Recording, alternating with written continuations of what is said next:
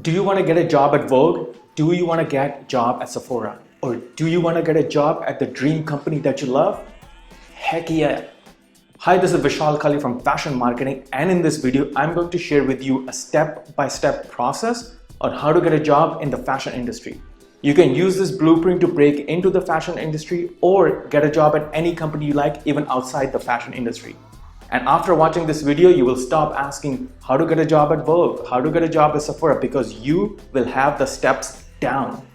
And as a bonus, in the end, I'm going to share one trick that will make you shine brighter than 95% of the candidates during your in-person interview. You definitely don't want to miss that.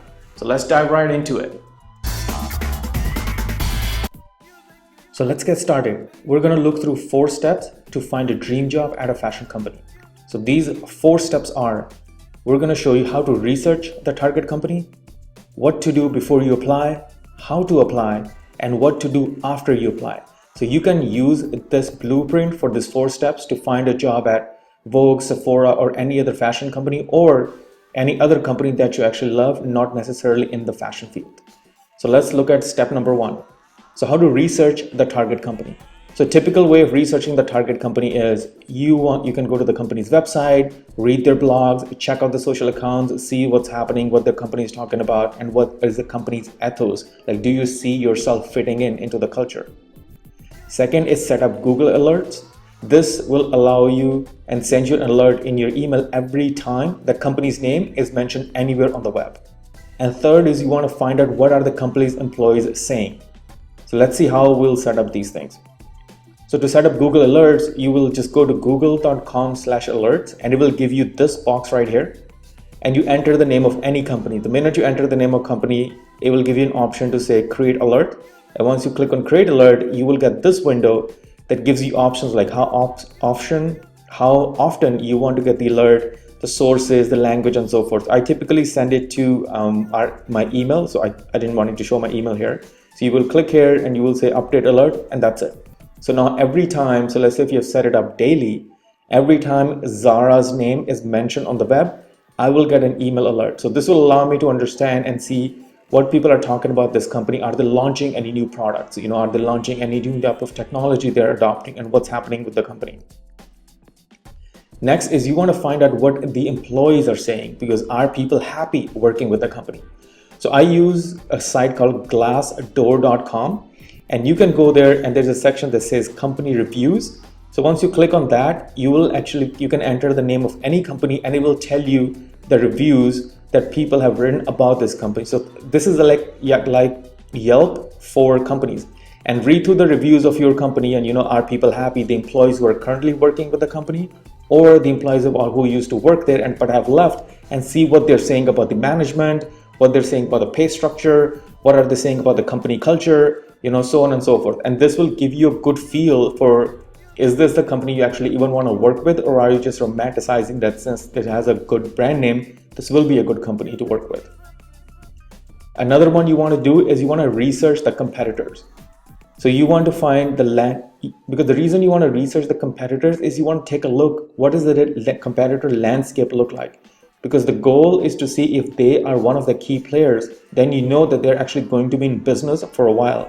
You don't want to spend all this time and energy to going into a company and then find out, 6 months from now they're bankrupt and they're laying off.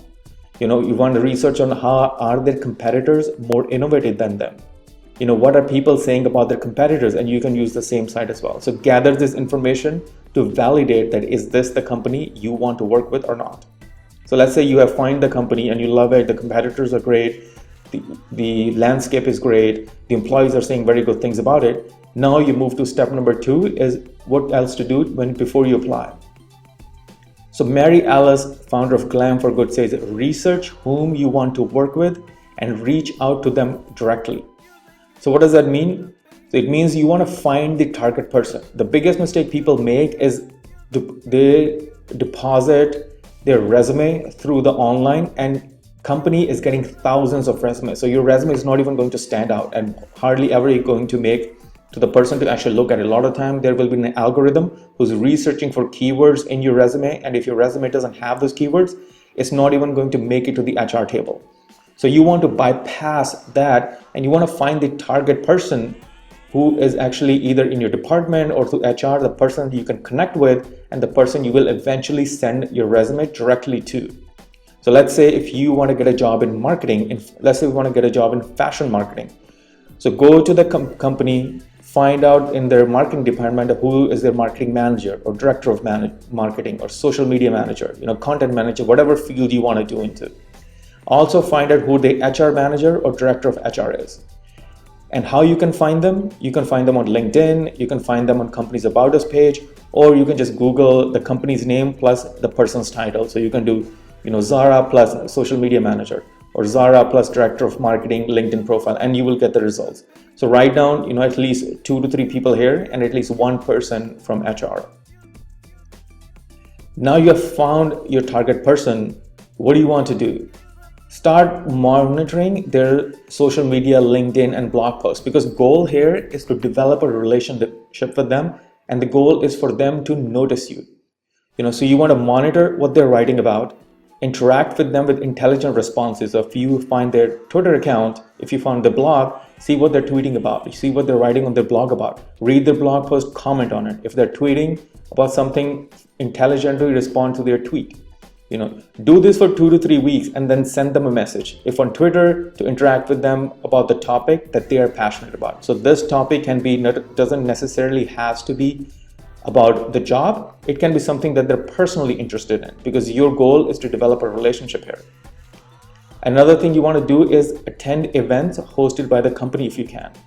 And a lot of the companies, when we apply for jobs, most of the companies are local. So a lot of time companies will be hosting product launch event or a meetup group, or anything like that. So find out which event they're hosting.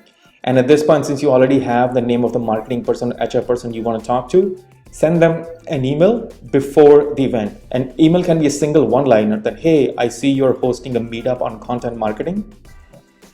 I will be there attending it as well. It would be great to meet you in a person while I'm there. Ciao, Vishal. I would say 60 to 70% of the time, the person will respond back and say, oh, they will be great. When you're here, come find me and say hello. And one thing, keep notice, like let's say if you do meet with the person there, don't ask them for a job or a reference. It might turn them off. Get to know them, connect with them, get them to like you and be smart about it. As I said it again, I can't keep emphasizing this more. The goal at this point is to establish a relationship and always keep your focus on that. So now let's move to how to apply. So, I'm not going to go through how to create your resume because you already know how to do that. So read the job description and try to use the keywords and the terms that are in the job description as part of your resume. So you don't want your resume to look completely generic and different. You want to use which keywords they are asking in the skill set, especially in the job description. Use the similar wordings, similar keywords into your resume. And then this is a trick that I'm going to show you that will help your resume stand out. So typically when people write, so let's say if you're applying for social media job, people will write in the resume, expert in managing Facebook, Twitter, Instagram accounts with 3 years of experience. This thing is very generic. It's almost like you're copying their job description and writing it over here. How the manager or the hiring manager, the director doesn't really care. They know that you know how to do Facebook, Twitter. They want to know what have you accomplished. So rather than writing something generic like this, write one of these things. So grew Instagram account followers for a company A by 135% in 45 days. So now this is something very tangible, and the numbers speak louder than the generic statement here.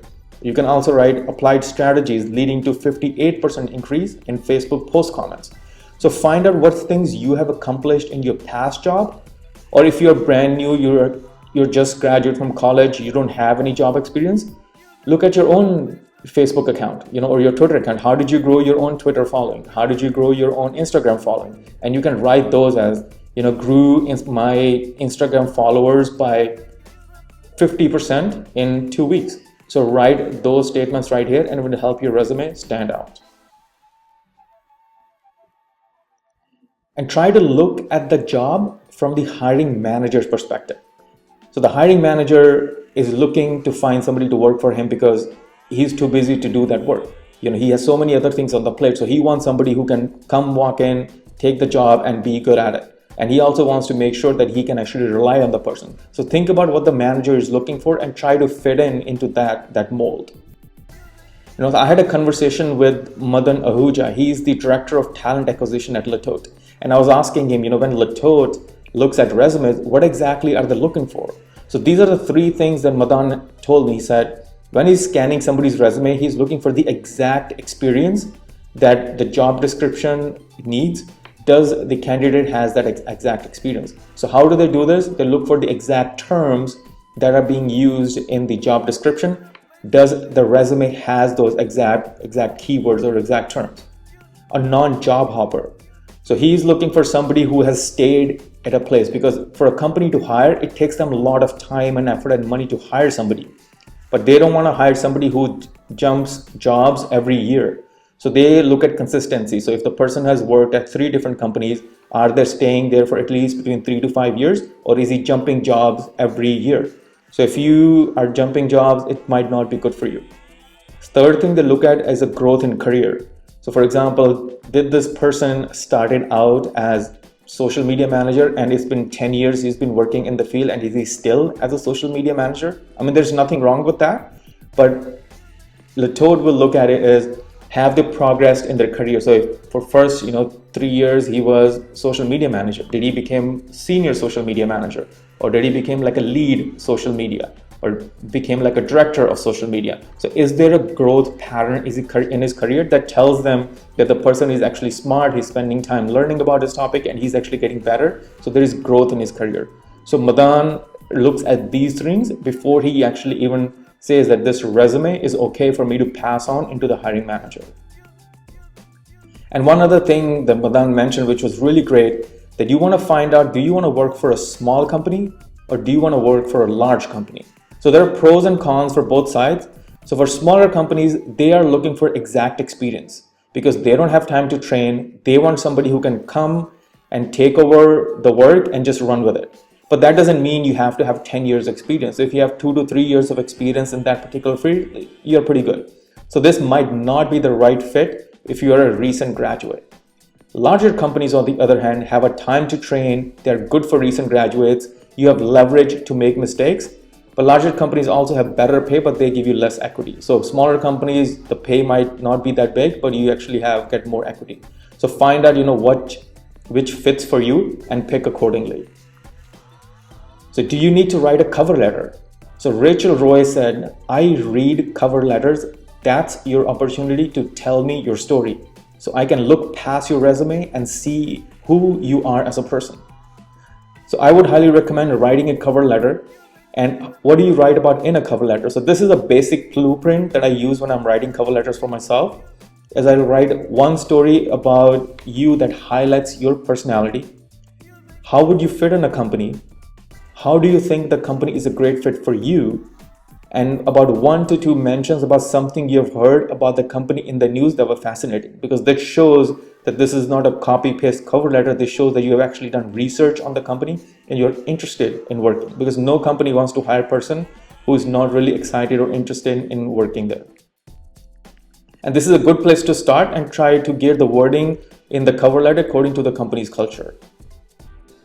So let's say you have discovered the company, you have applied, and you have submitted your resume. And this is another mistake that a lot of time people make. They applied and then they don't check back. So if you don't hear from a company or HR in a week and you really like them, drop them an email to check the status within a week.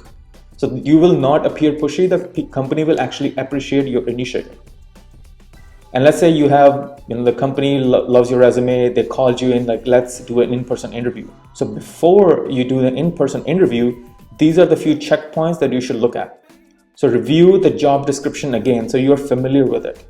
Freshen up on your achievements that pertain to the job. So if the job is mostly focused on social media, freshen up what have you done on that particular social media. So look at the percentages that increased my Instagram followers by 135% in 45 days. So you get some numbers going so you have some tangible stuff that you can actually share with them. Prepare 2 examples for each skill that you can share during the interview. because people want to know what examples you have done, and they want to get an example of why you're applying.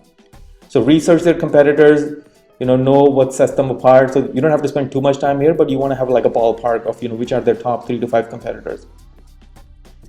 And also have 2 to 3 comments about the company's latest post or the latest post done by the person who's actually going to interview you. Because before you go there, they will tell you will be interviewed by this person. So go research on them and see if the person is writing a blog or if they're tweeting about something, and read what their latest tweet has been within the last few days. So you can have a comment on it ready for the interviewer. And this is the bonus that I was telling you about. That 95% of applicants actually don't do this. But if you show up on your first interview with this thing alone, it will set you apart than majority of the candidates there. So this is called the 90-day plan. So basically what you're doing is you're telling them that, hey, if I get hired today, this is what I will accomplish in 90 days. And this doesn't need to be a detailed plan. It just has to be bullet points. This should be 90 days right here. This should be bullet points that you're going to cover. So for example, you can say for Instagram, I'm going to apply 1, 2, and 3 strategies, and I'm going to increase your Instagram followers from 10,000 to 15,000. If I'm doing content marketing, I'm going to write 1 blog post per month, and I'm going to use these keywords, and I'm going to target this particular area to actually get people to sign up for a blog post and increase our newsletter sign up for a blog post by 15%. So it doesn't need to be that much in detail, but at least like a 1-page plan so the person knows, so the hiring manager actually looks at it and they have a much better idea what they think you will accomplish. And you can even ask them. So best thing to do this is, before they call you for in-person interview, they will have a phone interview. So you can ask them, hey, what are the top 3 priorities that you want this person to accomplish in 90 days? So whatever they tell you, write down on the piece of paper, and then when you show up for your in-person interview, use those 3 points and tell them, hey, you mentioned you wanted these 3 things to be accomplished by the new hire in 90 days. And I'm going to do these activities to accomplish these 3 things. So that will make you look very good in the manager's eye, and he will know this person is actually listening to them when they were talking. So do this alone, and this is so important, very, very critical. Majority of the people will miss it, but every time I have applied for a job in the past, I have walked into an interview with this thing, and I have gotten hired every single time. And one last thing. After a phone interview, after the acceptance of the interview, after you have in-person interview, always send a thank you email. Because if you don't, you will appear the person is not very serious about it. And even if you don't get the job, by being courteous, by giving them a thank you for the time, they will keep you in their mind. And if it's a larger company, there will always be more job openings coming in, and they will remember that this person was courteous, he showed up on time, his resume was great, and he also sent me a thank you note. So they will reach out to you. The chances of them reaching out to you again for another job opening will be much higher. So always do this. So hi, this is Vishal Kalia from rogueline.co. And if you like this video, please give it a thumbs up. And if you have any questions regarding this process, feel free to leave in the form of a comment, and do subscribe to our channel. And this is the blueprint that I use, to find jobs at Vogue, find jobs at any different company, and try and test these out and follow these steps. And I know that this looks like a lot of work, but if you want to get 5 results that 5% of the people in this world have, you have to put in the effort that nobody else will. So good luck to you, and keep rocking.